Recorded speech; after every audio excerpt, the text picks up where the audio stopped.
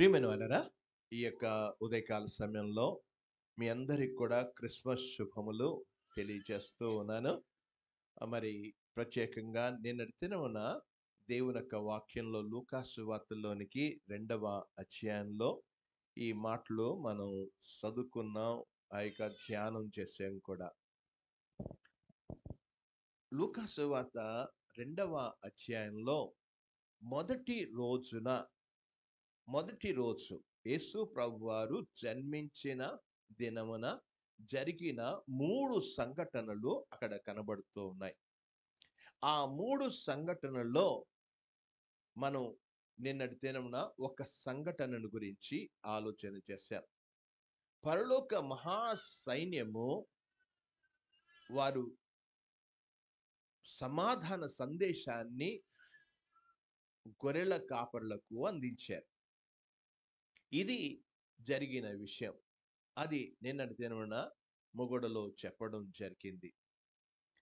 ఈ క్రిస్మస్‌లో మనం మాత్రమే క్రిస్మస్ చేసుకోవడం కాదు. మనం క్రిస్మస్ అనేది క్రీస్తు ఆరాధన అంటారు. క్రైస్ట్ మాస్ అంటారు. అందుకే యేసు ప్రభుని ఆరాధించడం ఇది. మాస్ అంటే ఆరాధన.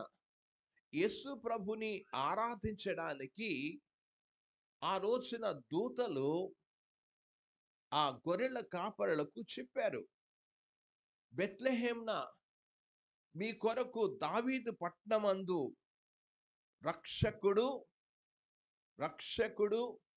ప్రభువు క్రీస్తు పుట్టి ఉన్నాడు. రక్షకుడు ప్రభువు క్రీస్తు, ఆయన ఆరాధించడానికి వెళ్ళండి. జీవితంలో సమాధానం కావాలి అనంటే ప్రభు దగ్గరికి వెళ్తేనే సమాధానం దొరుకుతుందని నిన్నటి దినమున దేవుని వాక్యాన్ని ధ్యానించడం జరిగింది. ఈ రోజున మరొక సందేశాన్ని విన్న ఆ సందేశాన్ని వినిన తర్వాత మనం ఊరికే కూర్చోవడం కాదు. సందేశాన్ని విని మన జీవితంలో స్పందించడం అనేది కావాలి. విని వెళ్ళిపోవడం కాదు. విని వెళ్ళిపోయే వాళ్ళ యొక్క జీవితాల్లో అది సరి అయిన మనసు కాదు. వారు సరి అయిన రీతిగా దేవుని వాక్యాన్ని కూడా వినడం లేదు. విని ఓపికతో ఫలించే జీవితాలు కావాలి. యేసు ప్రభు వారు ఆ యొక్క విత్తువాని ఉపమానాన్ని గురించి చెప్తూ ఉన్నప్పుడు, ఒకటి కొన్ని విత్తనాలు వెళ్ళి త్రోవ ప్రక్కన పడెను, రాతి నేలలో పడెను, ముళ్ళ తొప్పల్లో పడెను, మంచి నేలలో పడెను. ఆ పడిన ఆ విత్తనాలలో ఓపికతో విని ఫలించువారు దేవుని కొరకు ఎన్నో క్రిస్మస్ సందేశాలు విన్నారు. కానీ విన్న సందేశాన్ని దానికి స్పందించడం అనేది చాలా అవసరం. ఆ స్పందించి వారు ఒక సందేశాన్ని ప్రజలకు అందచేయగలిగారు. వారు ఇచ్చిన సందేశాన్ని గురించి ఇప్పుడు మనం చూద్దాం. నేనటి దినమున దూతలు అందించారు సందేశం. ఇప్పుడు గొల్లలు సందేశాన్ని అందిస్తూ ఉన్నారు. ఏ సందేశాన్ని వాళ్ళు ఇస్తూ ఉన్నారో వారి జీవిత విధానాన్ని అంతటిని కూడా మనం చూడొచ్చును. గొల్లలు ఇచ్చిన గొప్ప సందేశం ఏంటంటే, వాళ్ళు ఆ గొర్రెల కాపరుల యొక్క జీవిత విధానం ఏంటి, లేకపోతే గొల్లల యొక్క జీవిత విధానం ఏంటి అనంటే, గొల్లలు ఊరు అవతల ఉంటారు, ఊరు బయట ఉంటారు. ఎందుకు బయట ఉండాల్సిన అవసరత ఉంది? ఈ రోజున మనం కూడా చూస్తూ ఉన్నాం. అందరి మధ్యలో ఉండడానికి కొన్ని కులాలు వారు ఉండడానికి వీల్లేదు. ఆ యొక్క ఊరు అవతల ఉండాలి. ఎందుకు ఉండాలి? ఎందుచేత వాళ్ళు ఉండాల్సిన అవసరత ఉంది? అరే, అందరం కలిసి అందరం కూడా మనుషులమే కదా, అన్ని జాతుల వాళ్ళు అనుకోవడం కాదు. దేవుడు చేసింది పురుషుణ్ణి స్త్రీని చేశాడు. ఇందులో తారతమ్యం మనం తెచ్చుకుని, మనం కులాలు ఏర్పాటు చేసుకుని, వర్గాలు ఏర్పాటు చేసుకుని ఆ యొక్క వర్ణాలు ఏర్పాటు చేసుకుని ఎవరికి వాళ్ళమే వేరైపోయాం. ఆ వేరైపోయిన దాంట్లో మనం చూస్తూ ఉన్నప్పుడు ఈ యొక్క బహిష్కరణ జరిగిన ఈ గొల్లలు, ఆ గొల్లలు పూర్తిగా ఊరు బయట ఉన్నారు. దేవుని యొక్క వాక్యంలో మనం చూడొచ్చును. ఆ దేశంలో కొందరు గొర్రెల కాపరులు పొలములో ఎక్కడో ఉన్నారు.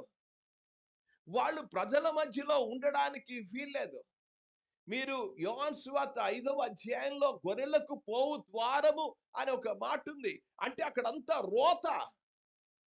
వీళ్ళని చూస్తూ ఉంటే ఒక కంపులో జీవిస్తున్న ప్రజలు వాళ్ళు. వాళ్ళు వాళ్ళ జీవితంలో సమాజం నుంచి వెలివేయబడిన ప్రజలు వాళ్ళు. అంటరాని వాళ్ళు. అలాంటి వాళ్ళ కోసం ఈ యొక్క దూత వచ్చి గబ్రియేలు దూత కనబడి ప్రత్యక్షమై, ఇదిగో దావీదు పట్టణమందు నేడు మీ కొరకు ఏదైతే ప్రజలు బహిష్కరణం చేశారో, వెలివేశారో వాళ్ళ కోసం క్రీస్తు ప్రభు వారు వచ్చారు. ఈ రోజున వెలివేయబడిన ప్రజల కొరకు ఎవరు రాలేదు. వెలివేయబడిన ప్రజల కొరకు రాలేదు.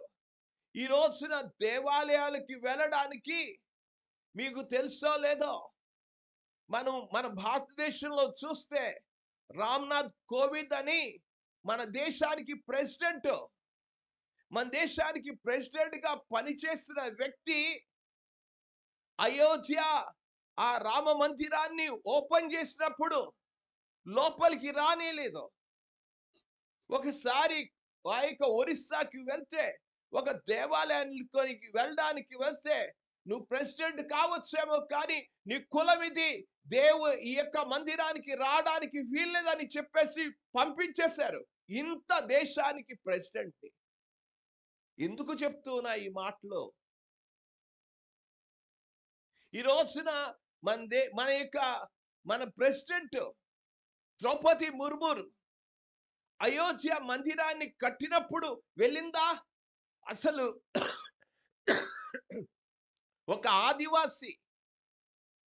ఇప్పుడు కూర్చున్న మీరందరూ కూడా ఆదివాసులుగా ఉన్న మీరు అక్కడికి వెళ్ళడానికి అవకాశం ఉందని లేదు. ఇలాంటి వాళ్ళ కొరకు ప్రభువు ఈ లోకానికి వచ్చాడు. అందుకే చెప్పాడు, దావీదు పట్టణమందు నేడు మీ కొరకు. వాళ్ళు ఏమని అనుకుని ఉండాలి? మేము అపవిత్రులం, మేము ఆలయంలోనికి లోపలికి ప్రవేశించడానికి కూడా వీలు లేదు, మాకు యోగ్యత లేదు, మేము అంటరాని వాళ్ళం, మేము పాపులం, మమ్మల్ని ఎవరు పట్టించుకుంటారు? మిమ్మల్ని పట్టించుకునేవాడు యేసు ఒకడున్నాడు. ఈ సందేశం దూత ద్వారా ఆ గొర్రెల కాపరులకి వినబడింది. ఈ రోజున ఇంత చక్కని సువార్త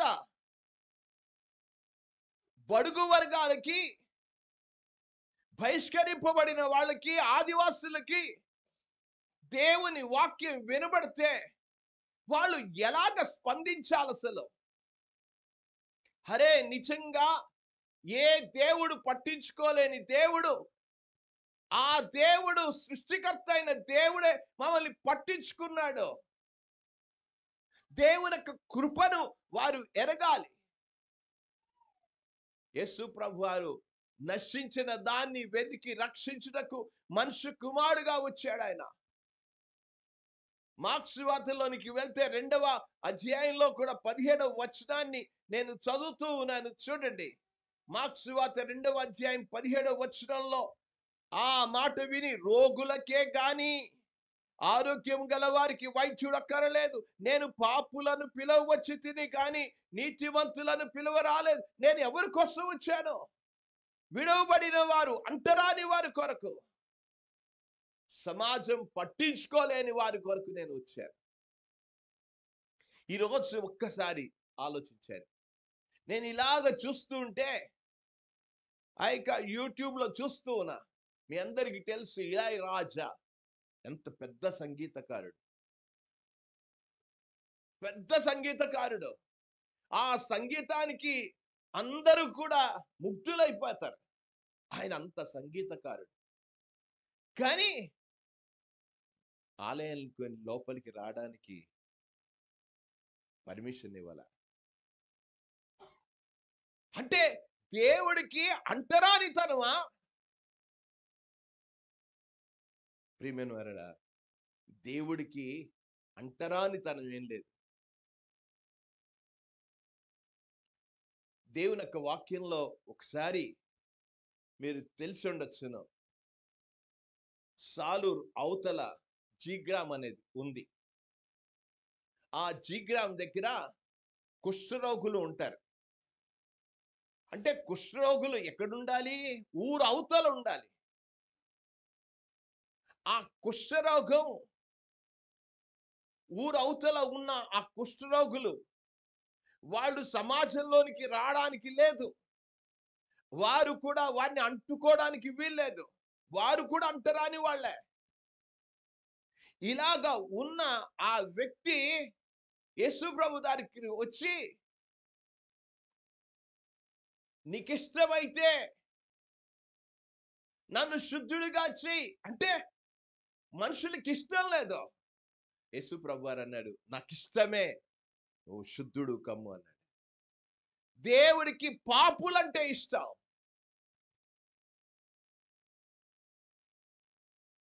పాపం అంటే ఇష్టం లేదు. యేసు ప్రభు వారు ఏదైతే వెలివేయబడ్డారో వాళ్ళకే మొట్టమొదట సువార్త అందింపబడింది.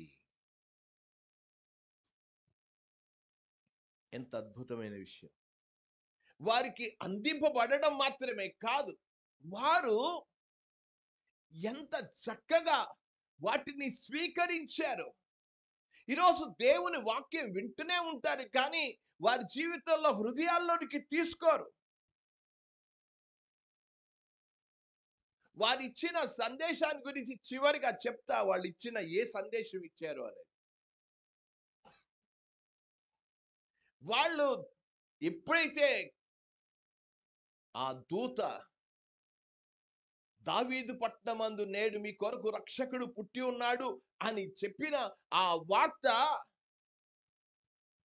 ఆ సమాధానమైన వార్త, ఆ సమాధానమైన సందేశం చెప్పగానే దూత వెళ్ళిన వెంటనే వాళ్ళందరూ కూడా ఎలాగ స్పందించారు?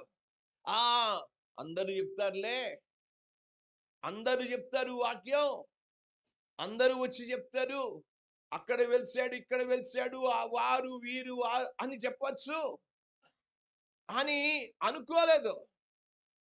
వాళ్ళు చెప్పిన విషయం ఏంటో చూడండి దేవుని యొక్క వాక్యంలో. ఇప్పుడు 15 నుంచి మనం చూడబోతూ ఉన్నాం. 15 నుంచి 20 వరకు ఉన్న వచన భాగాన్ని చూడబోతున్నాం. గొల్లలు ఇచ్చిన సందేశం, దూత ఇచ్చిన సందేశం అని నిన్నటి దినం విన్నాం.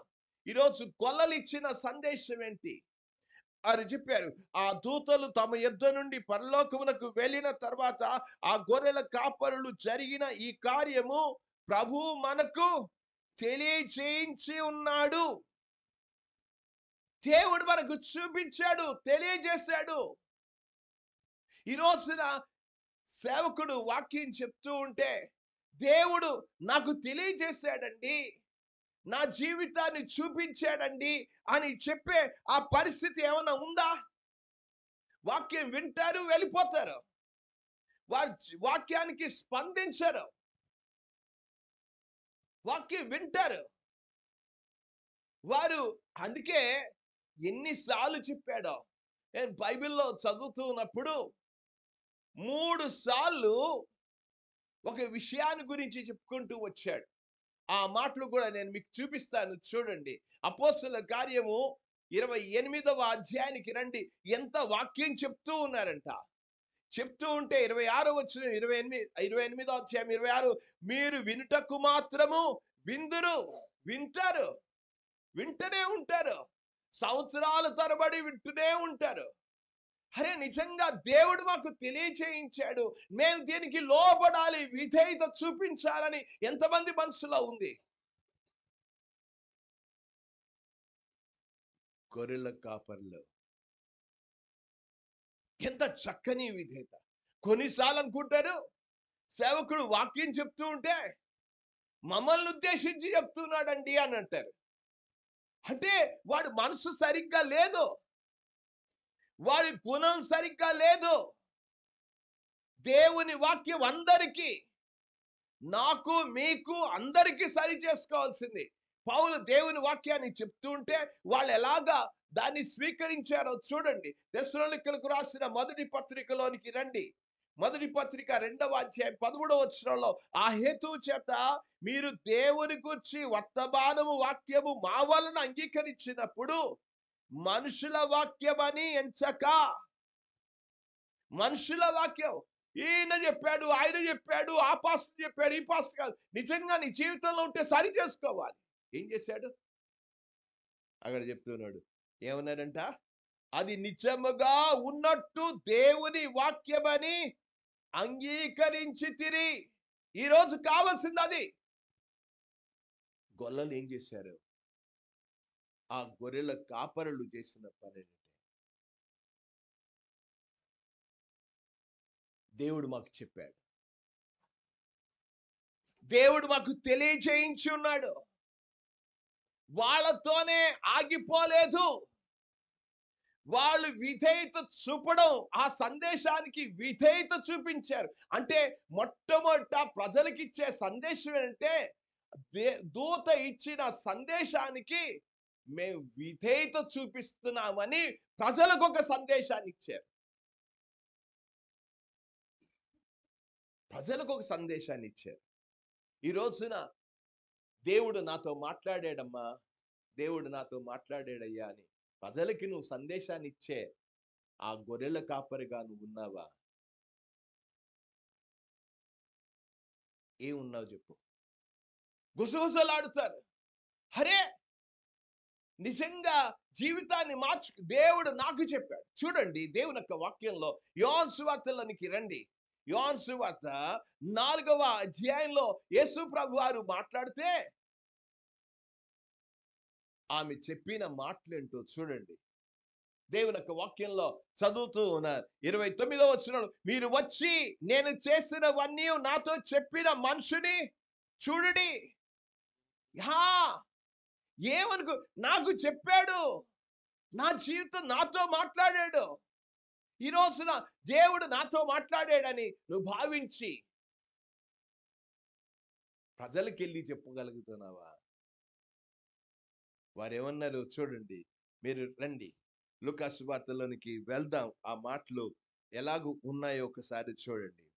మనం బెత్లెహేమునకు వెళ్ళి చూతుము రండని ఒకనితో ఒకడు చెప్పుకొని, విధేయత మాత్రమే కాదు, దేవుని వాక్యాన్ని ఇతరులకు పంచుకున్నారు.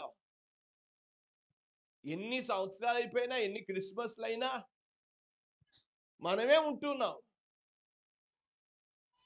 అరే నా జీవితాన్ని మార్చాడు, ఎవరికన్నా వెళ్ళి చెప్పగలుగుతున్నావా? వచ్చి చూడయ్యా. ఒక భయంకరమైన ఒక స్త్రీ ఏమంటుంది? నేను చేస్తున్నవన్నీ నాతో వచ్చి చూడండి.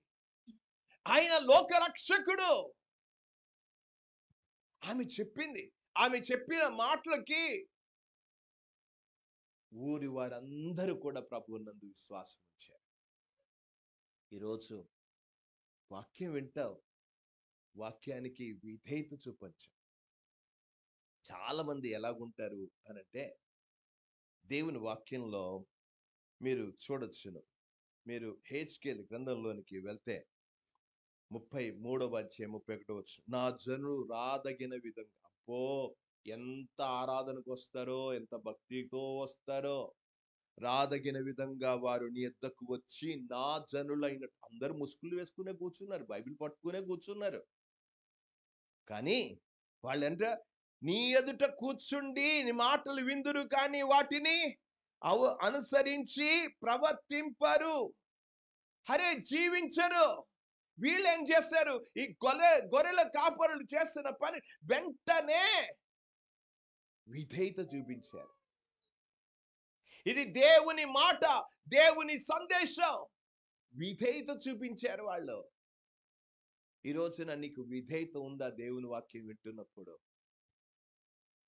మొట్టమొదట వారి జీవితం ద్వారా, మనం మాటలు కాదు, జీవితమే కావాలి.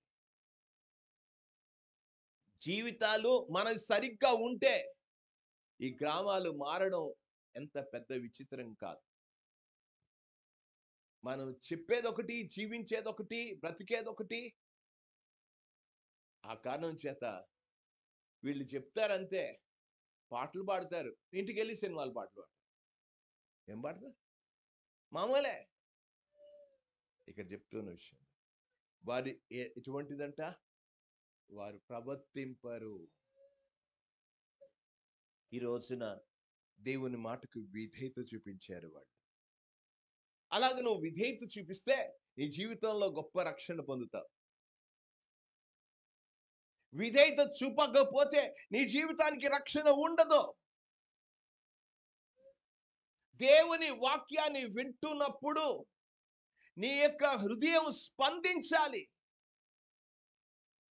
పేతురు నిలబడి పెంతెకోస్తు దినమున దేవుని వాక్యాన్ని చెప్తూ ఉంటే వారు వెంటనే స్పందించారు. వారి మాట విని 37వ వచనంలో, వారి మాట విని హృదయంలో నొచ్చుకొని, సహోదరులారా మేమేమి ఏం చెయ్యాలి చెప్పండి, మా జీవితాన్ని సరి చేసుకుంటాం.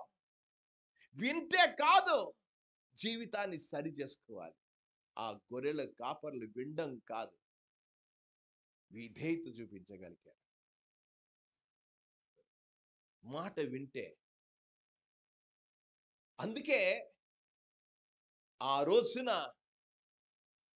ప్రపంచంలో సువార్త విస్తరించింది. ఈరోజు చర్చిలు ఉన్నాయి, కానీ చర్చిలో ఉన్న విశ్వాసులకు విధేయత కనబడాలా. విధేయత ఉంటే, అపోస్తలుల కార్యం 16వ అధ్యాయంలో వారు పాటలు పాడుతూ ఉంటే వారు చేసిన పనేంటో చూడండి. దేవుని యొక్క వాక్యంలో 30వ వచనం, అయ్యలారా మేమి రక్షణ పొందుటకు మేమేమి చెయ్యవలనని, ఏం చెయ్యాలి చెప్పండి. వాక్యం వింటే ఏం చెయ్యాలో నువ్వు ఎప్పుడన్నా అడిగావా? విధేయత చూపడానికి ఇష్టపడ్డావా? నువ్వు చెప్పు. ఆ రోజున గొర్రెల కాపరులు విధేయత చూపడానికి ఇష్టపడ్డారు. అందుకే వారు యేసు ప్రభువును చూడగలిగారు. ఈ రోజున నువ్వు విధేయత చూపకుండా యేసు ప్రభువును చూడలేవు. విధేయత అనేది చాలా ప్రాముఖ్యం. వింటే కాదు, విన్న దానికి విధేయత చూపగలిగినప్పుడే నువ్వు క్రీస్తు ప్రభు దగ్గరికి రాగలవు. వారు ఏం చేశారు? మీరు రోమీలకు రాసిన పత్రికలోనికి వెళ్తే 10వ అధ్యాయం 13వ వచనంలో, ప్రభువు నామమును బట్టి ప్రార్థన చేయి వారందరూ కూడా నువ్వు చేయాల్సిన పని విధేయత. వెంటనే ప్రార్థన చేయి. ఇది వాళ్ళు చేసింది. ఈ రోజున గొర్రెల కాపరి ఇచ్చిన సందేశం ఏంటంటే, వాళ్ళ జీవితాల ద్వారా ఇచ్చారు, విధేయతతో కూడిన సందేశాన్ని ఇచ్చారు. రెండవది, వాళ్ళు ఏం చేశారు, వాళ్ళు ఎలాంటి సందేశాన్ని ఇవ్వగలిగారు అనేది. దేవుని యొక్క వాక్యంలోనికి వెళ్దాం. 17వ వచనంలో ఆ మాటలు, వారు మొట్టమొదట విధేయత చూపించారు గనక వారు ఏం చేశారు? త్వరగా వెళ్ళి మరియను యోసేపును తొట్టిలో పండుకున్న శిశువును, విధేయత చూపిస్తే చూస్తావు, విధేయత లేకపోతే చూడవు. ఈ రోజున విధేయత చూపిస్తే విధేయత అనేది ప్రభు దగ్గరికి తీసుకొస్తుంది. విధేయత రక్షణ తీసుకొస్తుంది. విధేయత దేవుని పిల్లలుగా చేస్తుంది. విధేయత లేదు ఈరోజు. వాక్యం వింటే కాదు, విధేయత కావాలి.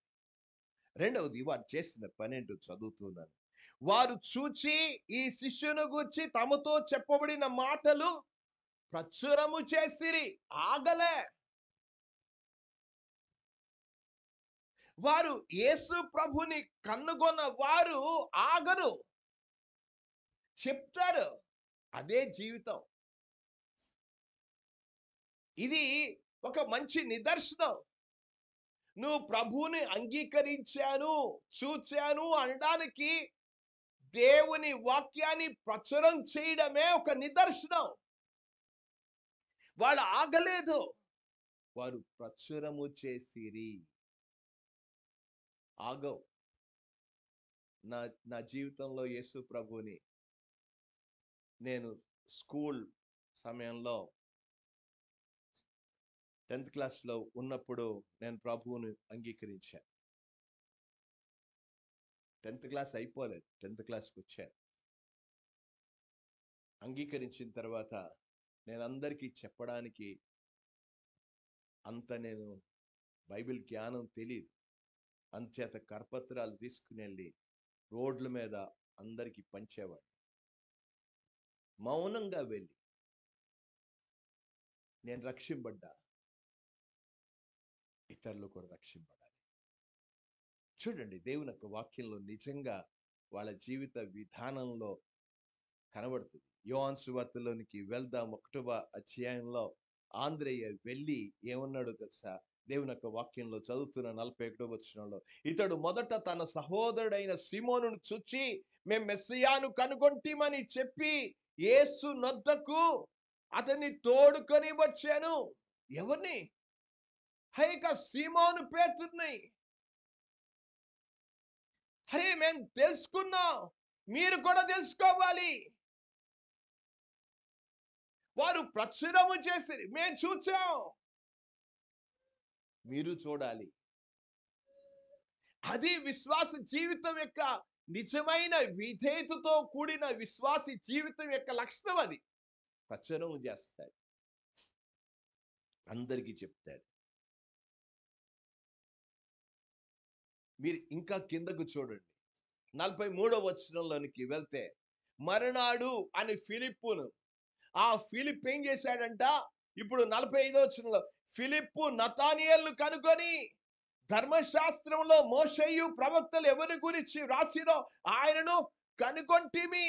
రా, నువ్వు కూడా రా, చూడు, నేను చూచాను, నువ్వు కూడా చూడు. మేము శిష్యును చూచాము, యేసును చూచాం, రక్షకుని చూచాం, ప్రభువుని చూచాం, ఈయన క్రీస్తుని చూచాం. రా, నువ్వు కూడా రా.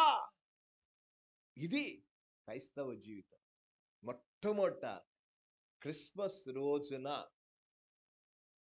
ఆ రాత్రి ఇవ్వబడిన సందేశానికి వెంటనే గొర్రెల కాపరులు స్పందించిన విధానం, వెంటనే ఆ రాత్రే, ఎప్పుడో కాదు, ప్రభు దగ్గరికి రావడానికి రేపు అని వాయిదా వేయవద్దు. జీవితంలో వాయిదా వినగానే దూత వెళ్ళిన వెంటనే ఆ రాత్రే. ఎంత అద్భుతమైన విషయం!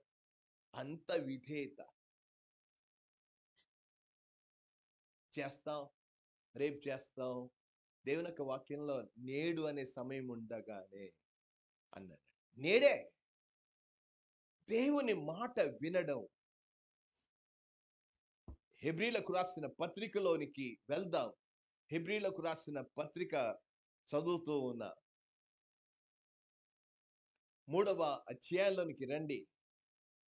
3వ అధ్యాయంలో ఆ మాటలు చదువుతూ ఉన్న, నేడు మీరు ఆయన 8వ వచనం, నేడు మీరు ఆయన శబ్దమును వినిన ఎడలా, వింటే అన్నాడు కింద, మీ హృదయములను కఠినపరచుకొనకుడి. చెప్తారులే ఈ పాస్టర్లు అని అనుకోవచ్చు. కఠినపరచుకోవద్దు. నువ్వు హృదయాన్ని కఠినపరుచుకుంటే మళ్ళీ అవకాశం దొరకదేమో. అదేదో అనేది రాజీపేటలో వినడానికి రండి పాస్టర్.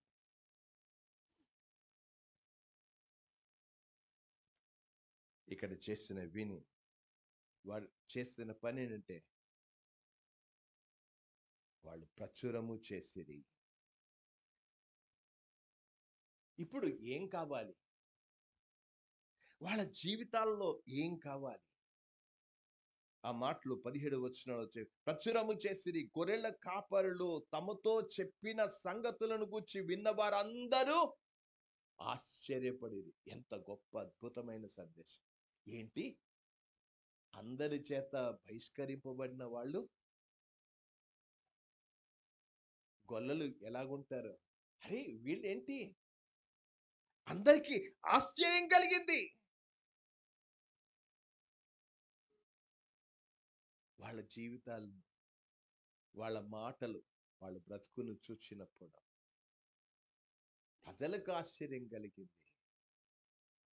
ఎంత అద్భుతమైన పరివర్తన చెందిన జీవితాలు!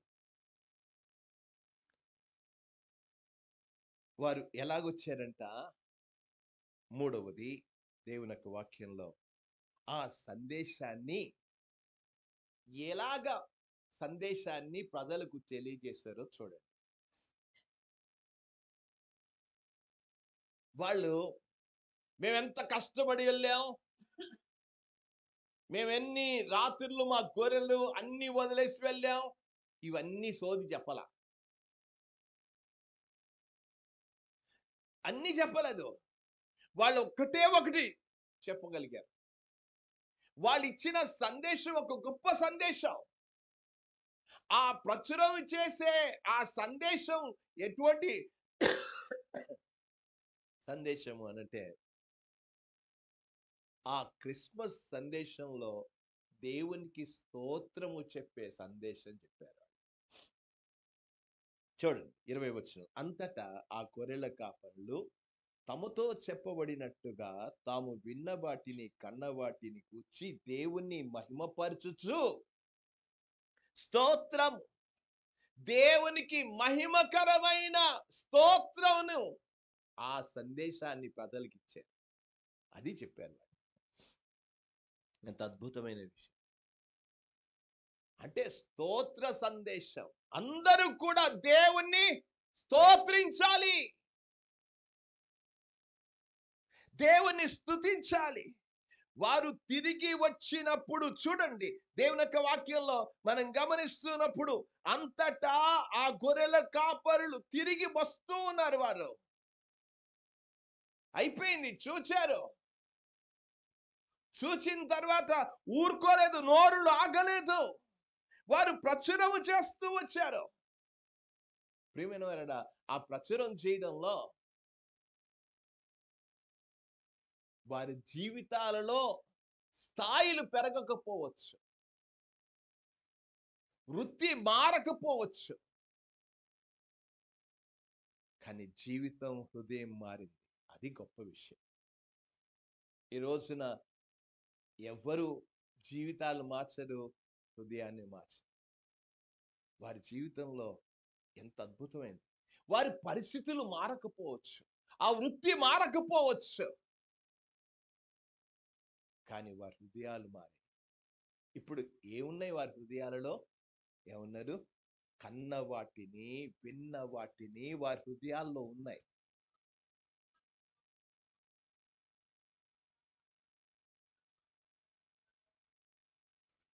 ఏమన్నది?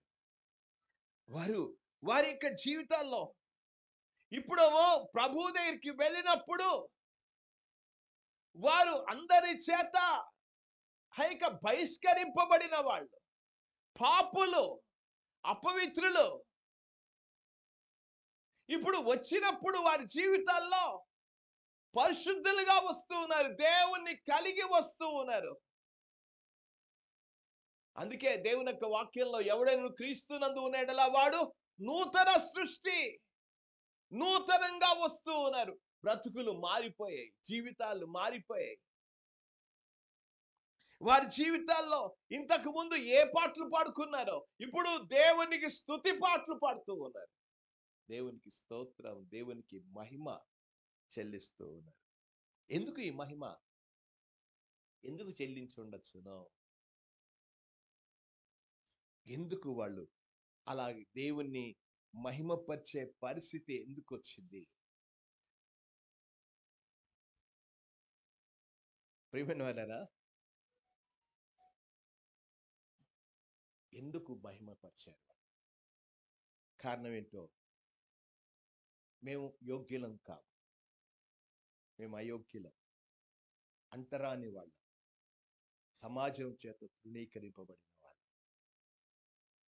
అసలు మేము దేవుని ఆలయానికి వెళ్ళడానికి కూడా, సమీపించడానికి కూడా యోగ్యత లేని మమ్మల్ని. అలాంటి వాళ్ళని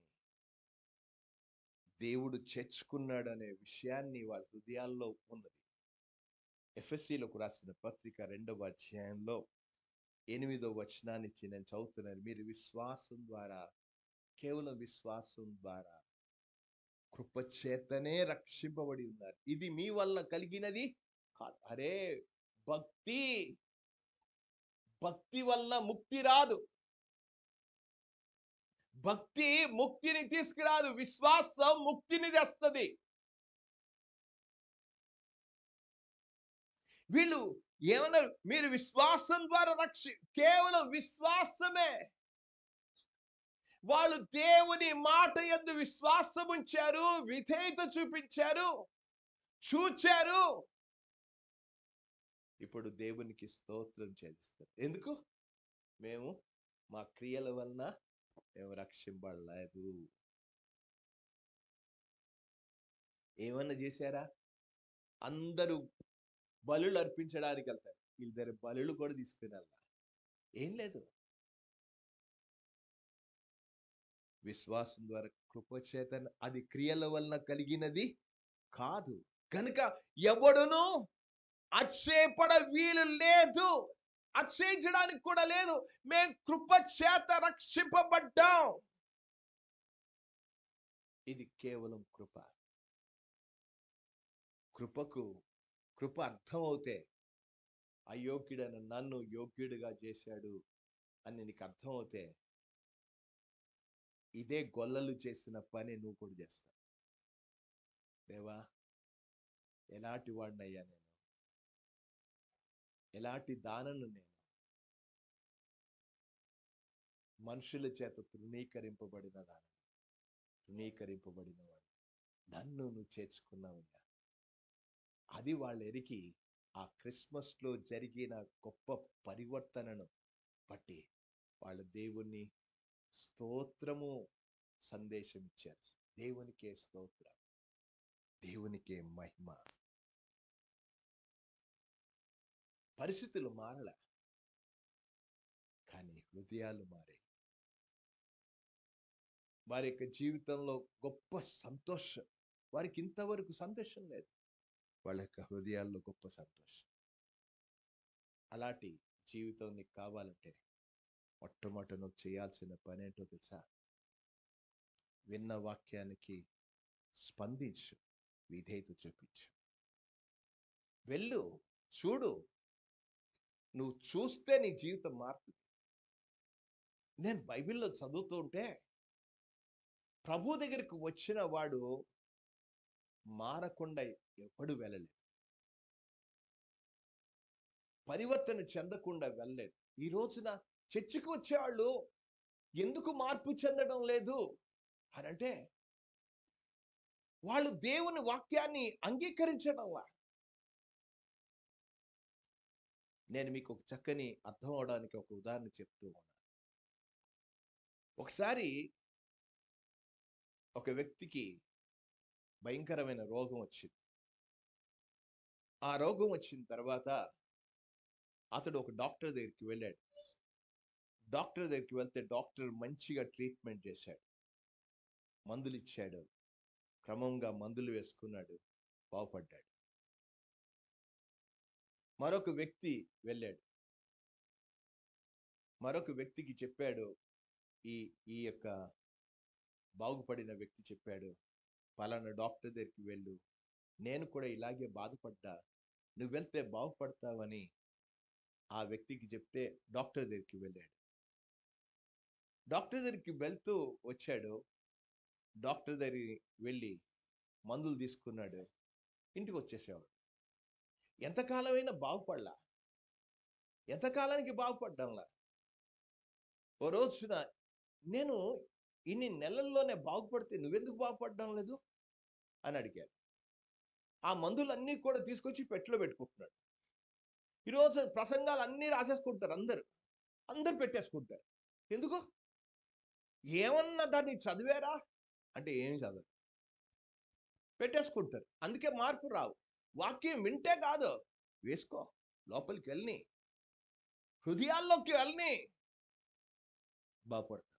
వాళ్ళ హృదయాల్లోకి వెళ్ళింది వాక్యం, బాగుపడ్డారు. చూపించాలి బాగుపడిన వాళ్ళు. యాకోబు ఎలాంటివాడు? మోసగాడు. ప్రభుని కలగానే నువ్వు దీవిస్తేనే కానీ దేవుడు చెప్పాడు, నీ పేరేంటి రా బాబు. నాన్నను మోసం చేసి నేను ఏశావని చేసేసుకున్నాడు ఆశీర్వాదం. కానీ దేవుడి దగ్గర మాత్రం మోసం చేయలేదు. అందరినీ మోసం చేసి ఇవన్నీ సంపాదించుకోవచ్చు, కానీ దేవుడి దగ్గర మోసం చేయలేదు. చెప్పేశాడు, నేను యాకోబునే, మోసగాడినే అన్నాడు. దేవుడు అన్నాడు, నేను నిన్ను దీవిస్తున్నాను. జీవితం మారింది. ఏమన్నాడు తెలుసా? నువ్వు ఇక మీదటి నుంచి యాకోబు అనబడక ఇశ్రాయేలు. మారాడు. జీవితాన్ని దేవుడు దీవించాడు. పారిపోతున్నప్పుడు బ్రతుకులో చీకటి వచ్చింది, కానీ మారిన తర్వాత తన జీవితంలో అరుణోదయం కలిగింది. నేను ఎంత అద్భుతంగా అది చదువుతున్నప్పుడు నాకు అర్థమైంది. చదువుతా చూడండి ఎలాంటి జీవితం. ఒక్కసారి చూడండి, ఆది కాండానికి రండి. ఇదంతా పొందేసి, దీవెనలు పొందేసి పారిపోతూ ఉన్నాడు. పారిపోతూ ఉంటే ఏం జరిగిందో ఒకసారి చూడండి, మీకే తెలుస్తుంది. ఆది కాండంలోనికి రండి. ఆది కాండంలోనికి వెళ్తే అక్కడ చదువుతూ ఉన్నారు. 28వ అధ్యాయంలో ఆ మొత్తం తీసుకుని వెళ్ళిపోయాడు. 10వ వచనంలో చూడండి, యాకోబు బెర్షెబా నుండి బయలుదేరి హారాను వైపు వెళ్ళుచు ఒక చోట చేరి ప్రొద్దుకుంకినందున ఏమైపోయింది? ప్రొద్దుకుంకింది, చీకటయింది. పారిపోయాడు, చీకటైపోయింది, బ్రతుకు చీకటి. ఇప్పుడేమైందో చూడండి. దేవుని యొక్క వాక్యంలోనికి వెళ్దాం. ఆ ఆది కాండం 32వ అధ్యాయానికి రండి. 32వ అధ్యాయంలోనికి వెళ్దాం. ఆ మాటలు నేను చదువుతూ ఉన్నాను. 26వ వచనంలో, ఆయన తెల్లవారుచున్నది, బ్రతుకులో తెల్లారింది. ఇప్పుడేమో పారిపోయినప్పుడు ప్రొద్దుకొంకింది. మోసగాడి జీవితంలో ప్రభువుని తెలుసుకోలేనంత వరకు చీకటే. ఎప్పుడైతే ప్రభువుని తెలుసుకున్నాడో తెల్లవారింది. నీ బ్రతుకులో తెల్లారాలంటే, నీ బ్రతుకులో దీవెన కావాలంటే రా, ప్రభు దగ్గరికి రా. విను, వాక్యం విను, విధేయత చూపించు. చూడు నీ జీవితం ఎంత అద్భుతంగా మారుతుందో. నేను చెప్తే కాదు, చెరుకు చాలా తీగ ఉంటుంది అని చెప్తే లాభం ఏంటి? నువ్వు చెరుకు, మేము హైదరాబాద్లో అయితే చెరుకు రసం అంటే మాకు చాలా పిచ్చిగా ఉండేది. ఎంత బాగా చెరుకు రసం ఇచ్చేవాడు, బాగా అక్కడ కొనుక్కుని తాగేవాడు. వాడు అనుభవించిన వాడికి తెలుస్తుంది దాని మాధుర్యం. మారిన ఆ అనుభవించిన వ్యక్తి తన జీవితంలో మార్పును చూడగలడు. నీ జీవితంలో కూడా అనుభవిస్తే, అందుకే అన్నాడు, యెహోవా ఉత్తముడని చూచి తెలుసుకో. ఆయన తెలుసుకో. తెలుసుకుంటే నీ బ్రతుకు కూడా మాధుర్యం అవుతుంది. నువ్వు కూడా పాటలు పాడగలవు, నువ్వు కూడా దేవుని స్తుతించగలవు. దేవుడి కొద్ది మాటలను దీవించును గాక.